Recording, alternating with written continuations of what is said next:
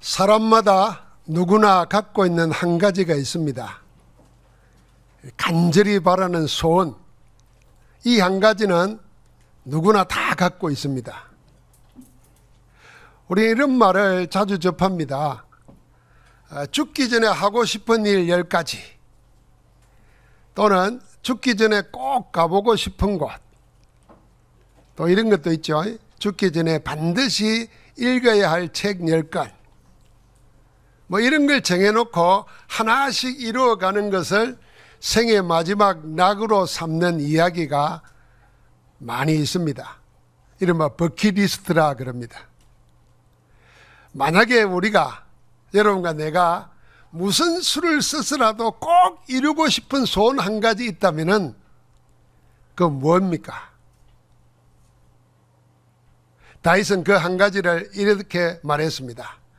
내가 여호와께 바라는 한 가지 일, 그것을 구하리니 곧 내가 내 평생에 여호와의 집에 살면서 여호와의 아름다움을 바라보며 그의 성전에서 사모하는 그것이라. 다윗은 평생 여호와의 집에 살면서 여호와의 아름다움을 바라보며 사모하는 것, 그 한 가지를 자기 평생 이루고 싶은 한 가지라고 노래했습니다. 다윗은 우리가 생각하는 것을 바라지도 않았고 구하지도 않았습니다. 평생을 성전에 살면서 여호와 하나님의 아름다움을 사모하는 것, 그것만을 구했습니다. 다윗은 그렇게 소원하던 한 가지를 얻었습니다. 응답으로 받았습니다. 그래서 성전에서 살기를 소원했던 다윗은 성전 건축을 위한 모든 준비를 하며 이미 하나님의 성전 안에 있는 자신을 보았습니다.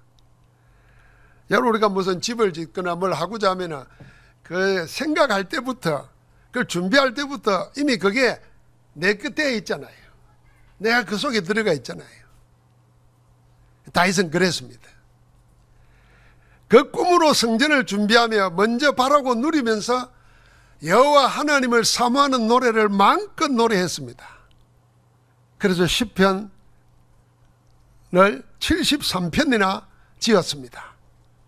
시와 찬양으로, 그리고 왕의 업적으로 만유를 주관하는 여호와 하나님의 아름다움을 온 세상에 떨쳤습니다.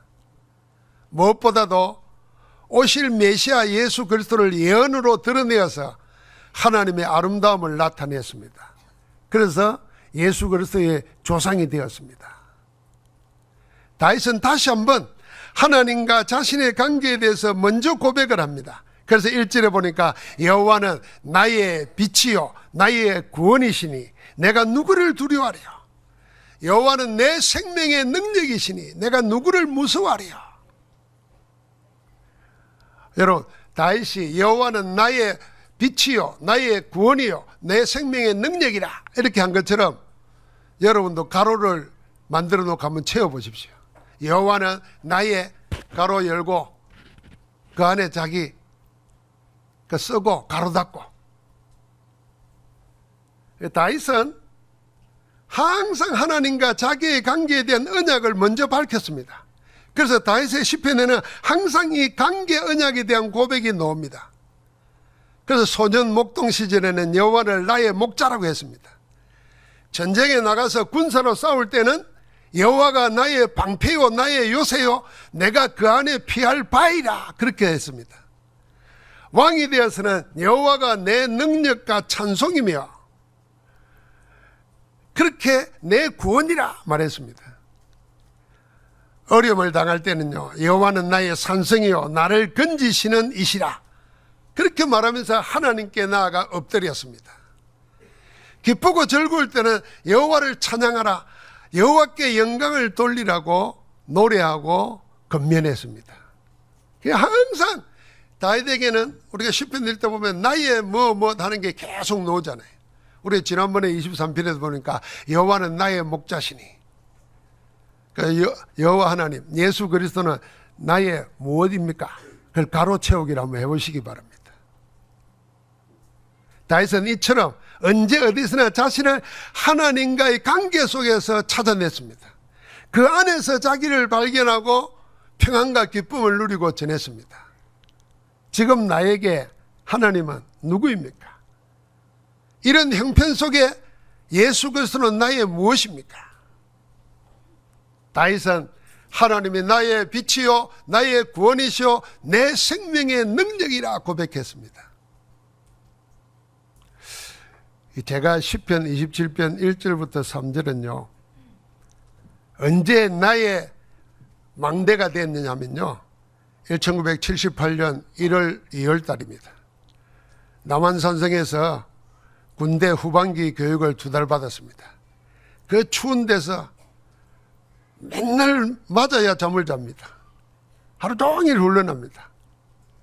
그 젊은 나이에 어린 나이에 힘들잖아요. 그래서 그 군대 가면은 조그마한 손에 드는 이 기도원에서 주는 쪽보급 성경이 있습니다. 신약 성경하고 시편 같이 붙어 있는 거. 작아요. 요 손바닥보다 더 작죠. 그걸 읽는데 시편 27편 1절이 여호와는 나의 빛이요 나의 구원이시니 내가 누구를 두려워하랴. 여호와는 내 생명의 능력이시니 내가 누구를 무서워하랴. 이 말이 확 오는데요 두려움이 사라져버렸더라. 그래서 그때부터 내가 자진해서 앞장서서 매 맞았습니다. 내가 먼저 맞았어요. 그 두려움이 사라져버렸어요. 여러분 하나님의 말씀이 그렇게 나의 망대가 되어버렸습니다. 그때부터 이 시편 27편의 이 고백은 늘 내 기억 속에 살아있어요. 그때 그 시절. 여러분 하나님의 말씀이 여러분 속에 망대가 딱 자리 잡으면 그 안에서 우리가 피할 수 있습니다. 그 안에서 빛을 받습니다. 그 안에서 생명의 능력을 누리게 됩니다. 여러분 빛과 구원과 생명의 역사는 하나로 연결됩니다. 빛은 곧 생명이죠. 빛으로 모든 생명의 역사가 시작되었습니다. 창조의 역사도 빛으로 시작되었습니다. 빛이 임함으로 허감과 사망은 물러가고 생명의 역사가 시작되었습니다. 빛은 죽음의 세력을 잡은 사단의 세력을 꺾어버리고 생명의 구원을 가져다 줍니다. 우리는 그 생명의 능력으로 세상을 이기는 겁니다. 그 빛, 곧 구원과 생명의 능력 되시는 빛은 육신을 입고 우리 가운데 오셔서 우리의 지혜와 의로움과 구원함과 거룩함이 되신 예수 그리스도십니다. 그리스도가 빛입니다. 다윗은 빛, 구원, 생명의 능력이신 여호와 하나님 안에서 그 무엇도 두려워하지 않았습니다. 그 누구도 무섭지 않다고 고백했습니다. 악인들이 내 살을 먹으려고 내게로 왔으니, 여기가 얼마나 구체적입니까? 내 살을 뜯어먹으려고 악인들이 달라드는 거예요. 짐승처럼. 나의 대적들, 나의 원수들인 그들은 달려들었는데도 오다가 실족하여 넘어졌도다 그랬습니다. 사랑하는 성도 여러분, 하나님과의 관계의 언약이 분명한 자 앞에서는 달려들고 덤비던 대적과 원수들이 도리어 실족하고 넘어집니다. 이런 증거들이 있기 때문에 군대가 둘러싸도 나는 전혀 흔들리지 않는다는 것을 발견한 겁니다. 다윗이. 그래서 이렇게 말합니다. 군대가 나를 대적하여 진칠지라도 내 마음이 두렵지 아니하며 전쟁이 일어나 나를 치려할지라도 나는 여전히 태어나리로다. 하나님과의 관계 언약이 확인된 사람은 어떤 환경이나 무슨 일을 만나도 흔들림이 없이 여전히 평안을 누립니다. 여호와가 나의 빛이요 나의 생명이요 나의 구원이요 능력이 되시니 믿는 자에게는 이런 응답이 따라오는 것입니다. 여러분, 우리는 뭘 두려워합니까? 무엇 때문에 염려하고 불안해합니까? 성삼위 하나님과의 관계 언약 속에서 자기 정체성을 찾아서 예배하고 찬양하고 기도하십시오. 믿음으로 성삼위 하나님과의 관계 언약을 고백하고 선언하십시오. 그래서 저는 늘 이렇게 합니다. 너는 누구냐? 나는 사람이 아니다. 나는 하나님의 자녀다. 나는 사람이 아니라 하나님의 자녀이기 때문에 하나님의 자녀의 신분과 권세와 배경이 내게 있다. 나는 그 힘으로 그 이름으로 그 능력으로 산다. 스스로 제가 저에게 메시지를 해요. 그게 하나님과 나의 관계 언약을 믿음으로 선언하는 겁니다. 여러분, 이 선언할 때 우리를 둘러싸고 있는 흑암의 세력들이 비답해서 도망가는 줄 믿습니다. 여러분, 그럴 때마다 성삼위 하나님이 절대 망대가 되어서 우리의 모든 여정을 인도하면서 가는 데마다 절대 정표를 세우는 응답을 축복 속으로 이끌어갈 줄 믿습니다. 다윗은 여호와 하나님께 바라는 한 가지를 다시 고백합니다. 그것을 구하리니 내가 곧 내 평생에 여호와의 집에 살면서 여호와의 아름다움을 바라보며 그의 성전에서 사모하는 그것이라. 이 다윗의 평생 기도 제목이었고 다윗이 응답받은 내용이 이거였습니다. 어찌 보면 다윗은 평생 여호와 하나님의 성전 안에서 살았습니다. 성전이 건축되기도 전에 그 마음에는 항상 하나님의 언약궤를 모실 성전이 그 안에 있었습니다. 여러분, 우리가 어디로 가도 여러분이 사모하는 것이 여러분 속에 있습니다. 저는 어디로 가도 교회가 내 속에 있잖아요. 여러분이 내 속에 있습니다. 어디로 가도요. 독일에 가서 교회를 보면 우리 교회를 생각하죠. 독일에 가서 장로님들 렘넌트를 보면 우리 교회 렘넌트와 장로님들을 생각하죠. 이게 다윗은 그랬던 겁니다. 늘 성전 건축이 하나님이 주신 절대 계획이 자기를 향한 절대 미션인 걸 받았기 때문에 늘 그 마음속에 그게 있던 거예요. 그 마음으로 준비한 겁니다. 그 마음속에 그려진 성전에서 다윗은 매일 예배하면서 하나님과 함께하는 은혜와 축복을 누렸습니다. 거기서 여호와의 아름다움을 사모하는 즐거움으로 평생 살았습니다. 늘 하나님의 말씀을 통해서 성삼위 하나님을 알아가는 기쁨을 가지고 오직 그리스도의 복음만을 말하고 전감해 살았던 겁니다. 다윗은 그렇게 하나님의 성전을 완벽하게 준비했습니다. 여러분, 이런 영적인 축복을 하나님의 성전에서 하나님의 아름다움을 사모하는, 여러분, 하나님의 아름다움 생각해 보십시오. 하나님이 무슨 눈에 보이지 않는데 아름답냐? 눈에 보이지 않지만은 하나님이 살아계시고 역사하고 계심이 나타나잖아요. 그게 뭡니까? 여러분과 나에게. 그게 뭡니까? 교회 안에. 그게 뭡니까? 전도 현장 속에 하나님의 아름다움이 나타나는 겁니다. 여러분, 뭐가 제일 아름답겠습니까? 지금 마귀에게 잡혀가지고 시달리고 눌려서 재앙 가운데 있는 사람이 예수 그리스도 복음 듣고 영접해서 구원받습니다. 여러분, 정말 그가 그리스도를 알고 영접하면요, 영접하는 순간 얼굴빛이 달라집니다. 하나님의 증거가 적각 나타납니다. 여러분, 그런 역사 보는 것보다 더 아름다움이 어디 있겠습니까? 이거 하나님이 하신 역사죠. 여러분과 내 마음이 우울하고 불안하고 슬프고 염려, 부끄러움, 고통, 화가 나는데 하나님의 말씀을 붙잡고 기도하고 찬양하는데 하나님 내 속에 평안을 줍니다. 그게 내게 하신 아름다움이에요. 여러분, 하나님의 아름다움.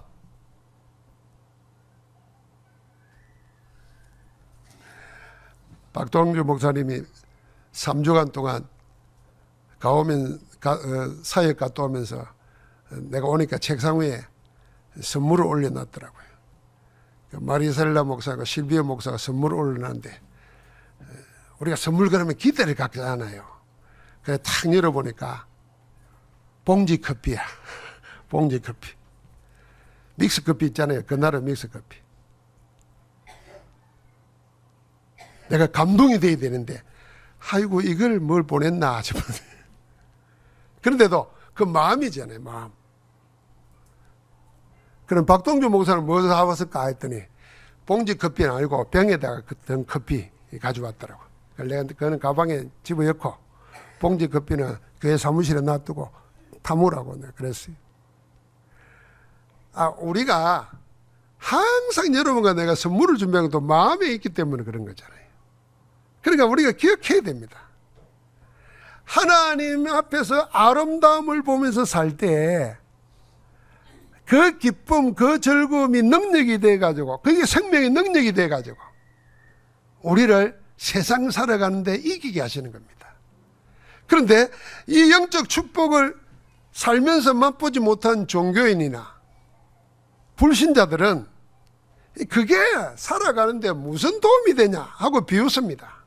예를 들면 우리가 예배 드리고 찬송하고 기도하면서 은혜 받고 힘을 얻어가지고 막 사는 거 보고 그래서 예배 중심을 하잖아요. 무슨 일이 있어도 예배 중심을 하고 뭔 일이 생기면 하나님의 계획이 있을 거예요. 그러고 엎드려 기도하고 그러면서 같이 또 통성으로 합심해서 기도하고 그 불신자들이나 종교인들은 그게 내하고 뭔 상관이 있나 이렇게 생각합니다. 그런데 다윗은 그 맛을 본 겁니다. 그래서 내 평생 여호와의 집에 살면서 여호와의 아름다움을 사모하는 그 한 가지만 늘 하나님께 구하겠다고 말한 겁니다. 그 하나로 모든 응답 다 받았다고 고백한 겁니다. 우리식으로 말하면 예배 하나 성공함으로써 인생 성공했다는 고백을 다윗이 지금 하고 있는 겁니다. 다윗은 하나님을 예배하는 그 한 가지로 무슨 은혜와 응답을 받았습니까? 5절과 6절에 나옵니다. 첫 번째로 환난날에 지키시는 하나님의 보호를 받았습니다.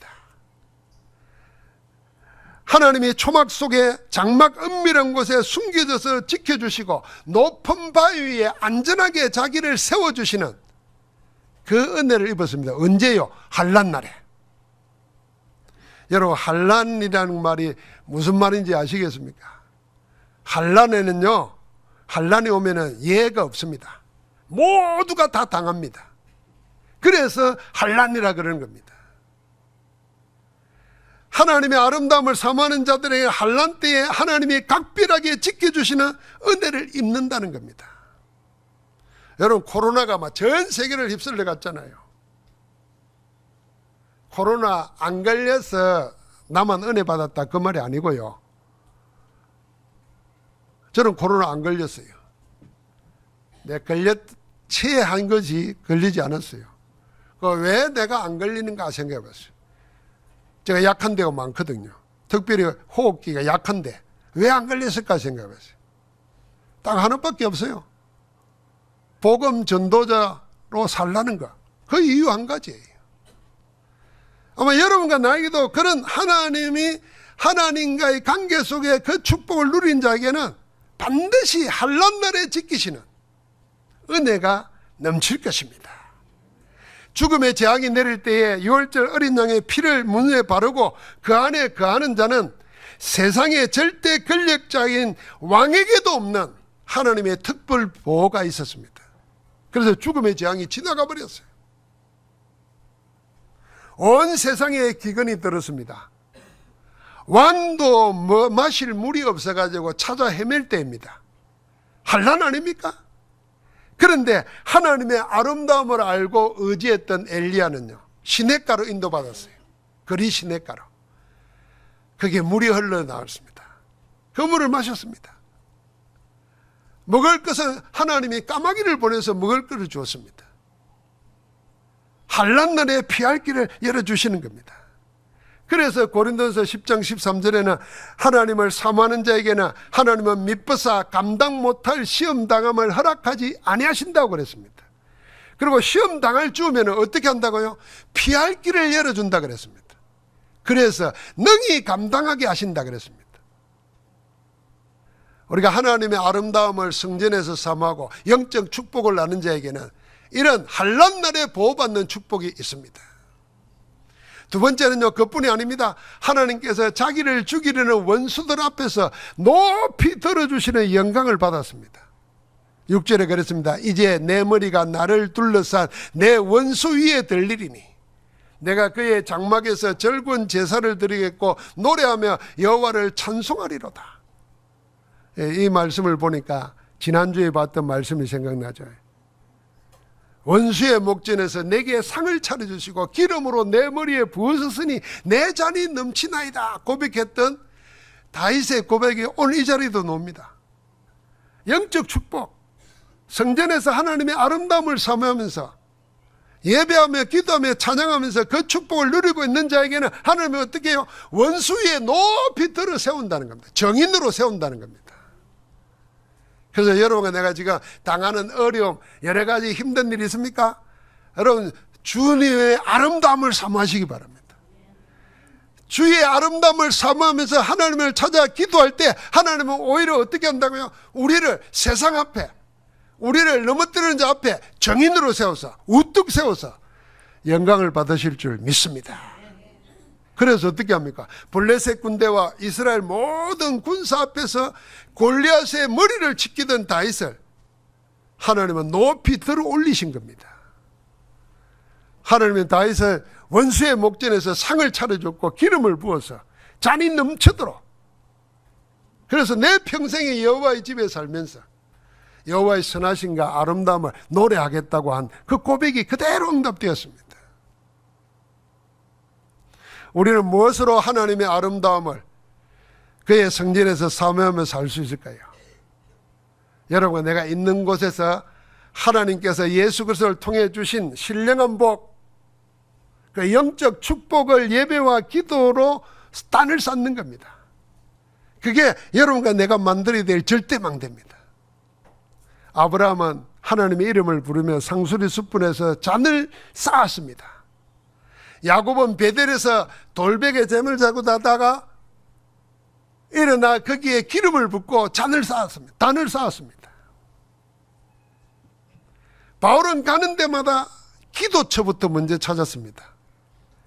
그리스도 이름을 부른 것 같이 우리도 우리가 있는 곳에서 언약 가지고 절대망대를 세우고 하나님을 예배하는 것입니다. 그게 하나님의 성전에서 하나님의 아름다움을 사모하는 영적 축복입니다. 그래서 우리가 교회에 와서만 예배하지 말고 여러분이 있는 곳에서 예배하는 겁니다. 어떻게 예배하나? 이렇게 예배하지 않아도 돼요. 그냥 내 혼자 잠시 잠깐이라도 묵상하고 말씀 듣고 기도하면서 하나님의 나라가 임하도록, 그 예배예요. 예배가 삶이 되어야 됩니다. 그래서 내 있는 곳, 내 하는 일마다 하나님 앞에 제단을 쌓아서 절대망대를 쌓는 것, 그게 하나님의 아름다움을 사모하는 것입니다. 성삼위 하나님이 세밀하게 이끄시는 언약의 예정을 따라가게 되면 하나님이 주시는 응답으로 절대 예정표가 세워지고 그 이름의 영광을 후대까지 영원히 물려줄 작품으로 세우게 됩니다.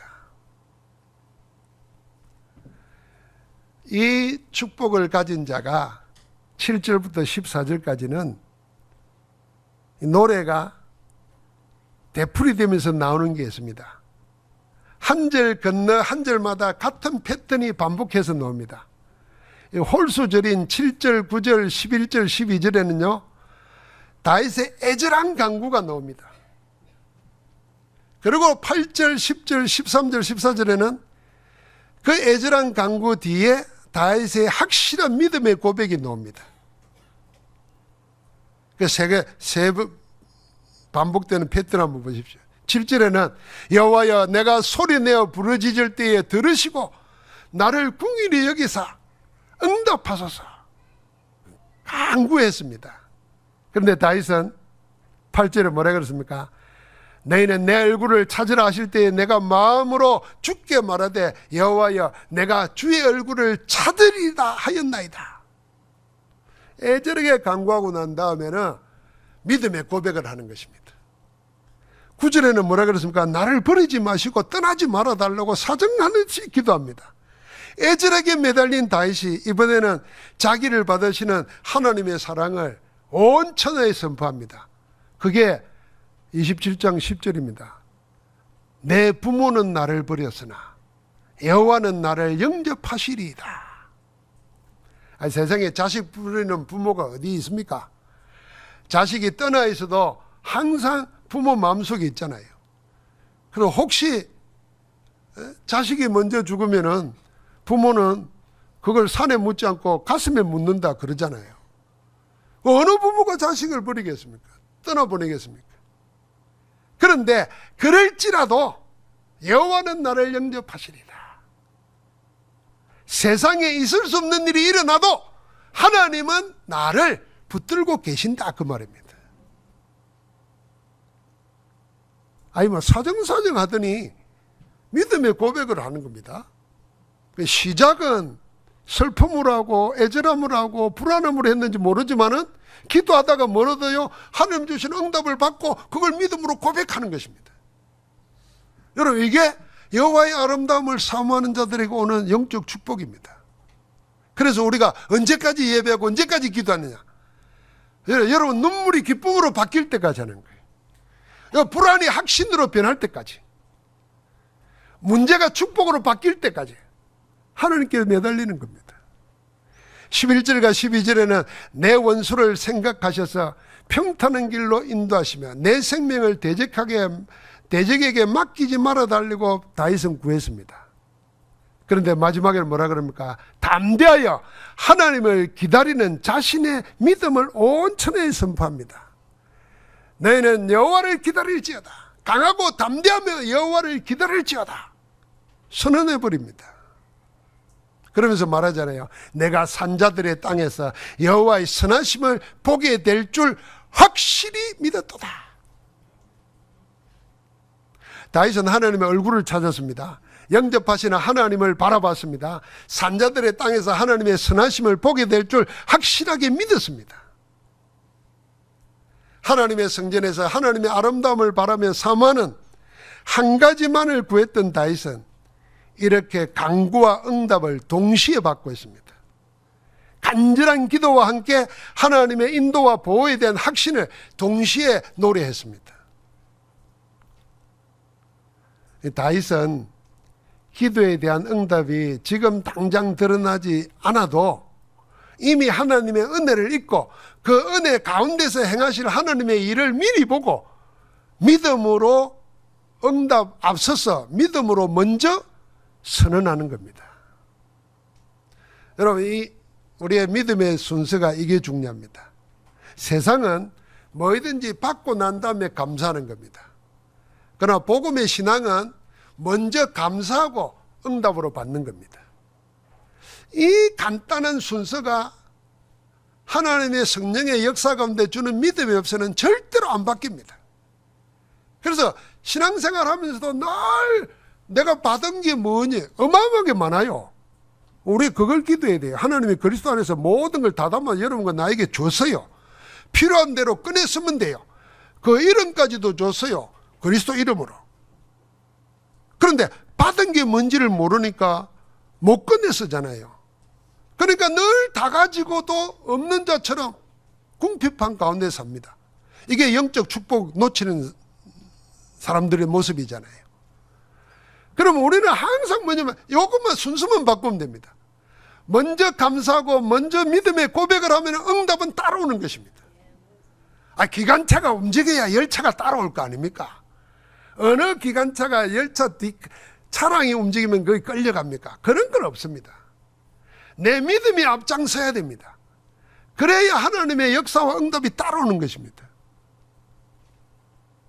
항상 응답보다 믿음입니다. 우리 안의 역사는 믿음의 역사를 따라 응답이 뒤따라옵니다. 그래서 믿음은 바라는 것들의 실상이요 보지 못하는 것들의 증거라 그랬던 겁니다. 그래서 예수님께서 병자들을 고쳐주고 문제를 해결해 줄 때 주신 답이 하나 있습니다. 그게 뭡니까? 네 믿음대로 될지어다 그랬습니다. 백부장의 믿음이 있잖아요. 백부장이 자기 아들도 아니에요. 하인이 병들어 죽게 되었습니다. 그렇게 예수님에 나와서 간청을 합니다. 내 하인이 죽게 되어서는 오셔서 낫게 해주십시오 합니다. 그래서 예수님이 앞장서라 가자 이랬습니다. 가는데 집 앞에 가까이 오자 백부장이 뭐라 그럽니까? 가서 고쳐달라고 했던 사람이 예수님 들어오는 걸 막습니다. 내가 주님을 감당치 못하겠습니다. 이 말은 영적으로 말하면 내가 죄인이라 죄인인 나로서 주님을 모실 수가 없다는 겁니다. 그러면서 하는 말입니다. 주여 말씀만 하옵소서. 주의 종이 낫겠나이다 그랬습니다. 그러면서 왜 말씀만 해도 되겠냐고 고백하느냐 하면은 생활 속에서 믿음을 얻은 겁니다. 나도 군인이라 내 위에 상관도 있고 내 밑에 부하도 있는데 나도 그렇고 부하도 그렇습니다. 상관이 명령하면 가라 그러면 가고 오라 그러면 옵니다. 이 말씀대로 되어지는 걸 본 겁니다. 그래서 말씀은 없어서 내 종이 낫겠나이다. 예수님이 그 말을 보고는 깜짝 놀라가지고 내가 이스라엘에서 이만한 믿음을 만나보지 못했다면서 하신 말입니다. 네 믿음대로 될지어다. 병 낫기 전에 믿음의 선언이 먼저 있었습니다. 여러분, 이거 믿음이 있어야 믿음의 선언을 하는 건가? 아니에요. 믿음의 선언을 하시라니까. 선언을 믿음으로 하시라니까.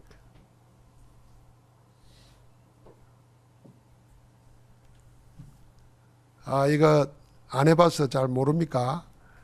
예를 들면 우리 어릴 때 신실하신 아버지는 야, 내가 다음에 갈 때 올 때 선물 사올게 그러면은 아들은 그럼 믿고 기다리잖아요.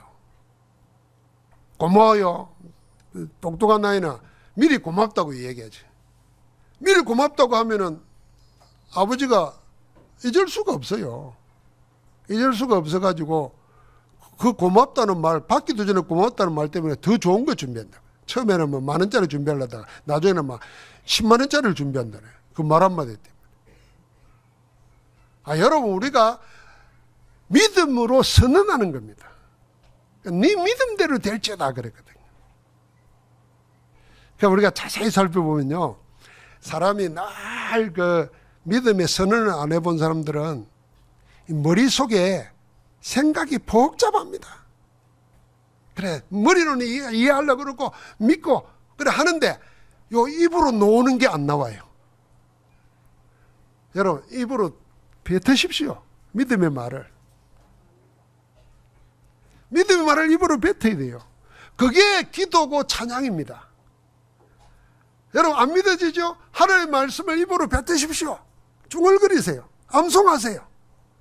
어느 날 그 말씀이 나를 사로잡습니다. 그 말씀이 나를 이끌어갑니다. 그래서 내가 합니다. 내 힘이 아니고 내가 하는 것이 아니고 하나님이 나를 인도하시는 걸 알게 됩니다. 그 맛을 한번 봐버리면은 그 다음부터는 편안하고 쉬워집니다. 흔들리지 않습니다. 언약 안에 있는 자의 믿음은 하나님의 역사를 불러옵니다. 하나님의 역사를 한 번만 체험해도 영원한 작품으로 남습니다. 하나님이 주신 작품이라야 시공간을 초월해서 2, 3, 7, 5천 종족 후대까지 하나님의 아름다움을 전달하게 됩니다. 하나님이 주신 거라야 하나님의 아름다움을 전달하죠. 그래서 우리는 이걸 망대로 삼고 그 여정을 걸어가면서 이정표를 남기는 전도자들입니다. 이번엔 전도자 앞에 하나님이 어떻게 합니까? 하늘 군대를 동원하시고 하나님 나라의 일을 나타내시고 흑암의 세력을 무릎 꿇게 만드는 줄 믿습니다. 그래서 성삼위 하나님의 이름으로 세세 무궁하도록 영광을 받으실 것입니다. 열방과 세계 중에 높임을 받을 것입니다. 시편 46편 10절이 10월달부터 제 기도 속에 늘 고백되어집니다. 너희는 가만히 있어 내가 하나님 됨을 알지어다. 내가 하나님 됨을 알지어다. 누가 말했습니까? 하나님이 그렇게 말했습니다. 우리는 하나님을 믿는데 그 하나님이 내게 있어서 하나님이 안 되어 있어요. 하나님이 안 되어 있으니까 하나님의 역사를 못 보는 거예요. 하나님을 믿는데 내 하나님은 내가 되어 있어요. 내 경험이, 내 지식이, 내 탐욕이, 그게 나를 이끌어가요. 내가 하나님 됨을 알지어다. 그 말은 가만히 있어야 하나님이 하나님 됨을 알 수 있어요. 내 습관대로, 내 능력대로, 내 본능대로, 내 욕심대로 살지 않고 그것 멈추고 하나님을 바라보는 겁니다. 그때 어떻게 한다 그랬습니까? 내가 열방 중에서 높임을 받으리라. 내가 세계 중에서 높임을 받으리라 그랬습니다.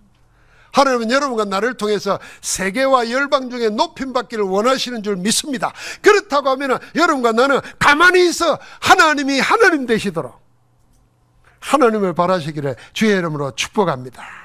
그래서 우리는 한 가지만 구하면 돼요. 강하고 담대해서 하나님을 기다리면서 한 가지만 바라보면 됩니다. 그 말씀이 4절 말씀입니다.